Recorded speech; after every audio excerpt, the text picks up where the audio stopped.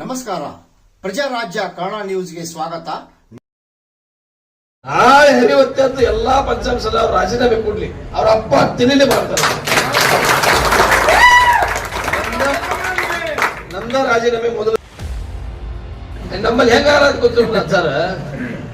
ನಾನೊಬ್ಬ ಹೋರಾಟದಾಗ ಪಂಚಾಂಶದಲ್ಲಿ ಬೆಲೆ ನಾವು ಹೋರಾಟದಾಗ ಭಾಗಿಯಾಗಿಲ್ಲ ಅಂದ್ರೆ ಏನಾಗುದೈತಿ?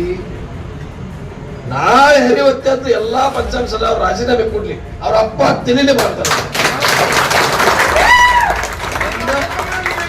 ನನ್ನ ರಾಜೀನಾಮೆ ಮೊದಲು ಏನ್ ಅಧಿಕಾರ ಬೇಕಂತೇಳಿ ಅದರಿಂದ ಬದುಕಿದ್ದೇವೆ ನಿಗಮನ.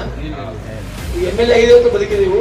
ನಮ್ಮ ಅಜ್ಜ ಮುತ್ತಜ್ಜ ನಮ್ಮ ಅಪ್ಪ ನಮ್ಮ ಎಲ್ಲ MLA ಇದ್ರಲ್ಲ, ಅವ್ರು ಹೊಟ್ಟೆ ತುಂಬೋದ್ರಿಲ್ಲ. ಏನ್ ಅಧಿಕಾರ ಹೋದತ್ತು ಎದ ಸಲುವಾಗಿ ಅಧಿಕಾರ ಕಳ್ಕೊಂಡಿಪ್ಪ ಅಂದ್ರೆ ಸಮಾಜ ಸಲುವಾಗಿ ಅಧಿಕಾರ ತಗೊಂಡು ನಮ್ಮ ಸಮಾಜಕ್ಕೆ ಹೆದರ್ತಾರ ಅವರು. ಯಾಕಂದ್ರೆ ನಾಳೆ ನಾವೇನಾದ್ರೂ ಸ್ಪಷ್ಟವಾಗಿ ಹೇಳಿದ್ವಿ ಅಂದ್ರೆ ನಾಳೆ ಈ ಸಮಾಜದ ಓಟ್ಗಳು ನಮಗೆ ಬರೋದಲ್ಲ.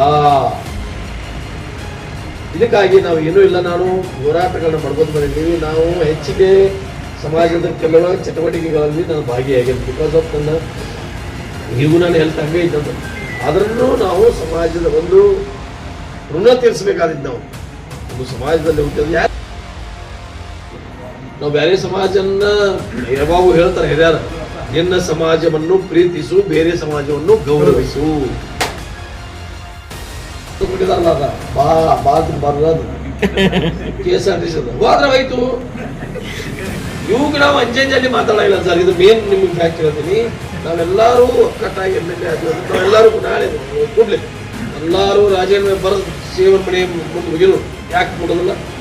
ಮೀಸಲಾತಿ ಏನು ಟೆಕ್ನಿಕಲ್ ಅನಿಸ್ಲಿ, ನಾವು ವಕೀಲ್ ಕರೆಸ್ರಿ, ಕೆಲವು ಜಡ್ಜಸ್ ಕರೆಸ್ರಿ, ಕೆಲವು ಲೀಗಲ್ ಅಡ್ವೈಸರ್ ಕರೆಸ್ರಿ, ಒಂದು ಇತ್ಯರ್ಥ ಮಾಡ್ರಿ.